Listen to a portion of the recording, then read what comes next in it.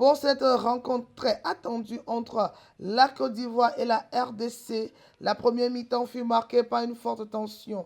Peu d'occasions nettes, mais une intensité physique remarquable. Les deux formations se sont livrées à un véritable bras de fer tactique, chacune bloquant les offensives adverses.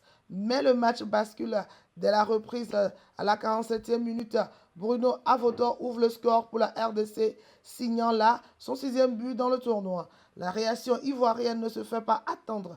Égalisation à la 53e minute. Malgré leur volonté d'aller de l'avant, les éléphants de la Côte d'Ivoire ont manqué de justesse dans le dernier geste. Les occasions manquées et certaines erreurs défensives ont pesé lourd dans la balance. Bilan, la RDC prend une sérieuse option pour la suite avec 5 points au compteur. La Côte d'Ivoire, 4 points, se retrouve en situation délicate et devra impérativement se ressaisir pour espérer atteindre la finale. Lorsqu'on parle de match, il y a toujours aussi des moments qu'on appelle souvent des temps forts. Oui, il est vrai qu'on a eu nos temps forts, mais on n'a pas su concrétiser nos buts. Mais bon, on fera tout cela à l'entraînement et on va essayer de corriger beaucoup de choses pour revenir, pour faire face à l'équipe que nous allons recevoir en huitième de finale. On ne peut pas dire qu'on aimerait croiser une équipe. Nous sommes déjà dans notre situation. L'équipe qui sera en face de nous, on va l'affronter, on va jouer. Il n'y a pas de pression. L'équipe du Togo, comme tout le monde le dit, c'est une très bonne équipe. De la défense jusqu'à l'attaque, ils sont aussi très collectifs.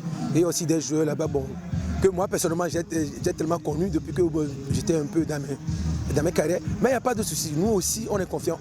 On compte beaucoup sur nos joueurs. L'autre fois aussi, on avait suivi presque tous les matchs du Togo et on verra comment on peut faire lorsqu'on sera face à l'équipe du Togo.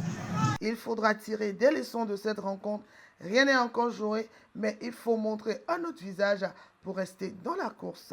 Prochain match, le samedi 19 juillet 2025, l'Afrique du Sud sera face au Maroc, le Liban et le Nigeria, le Bénin et le Sénégal. Et enfin, le Togo va rencontrer le Tchad.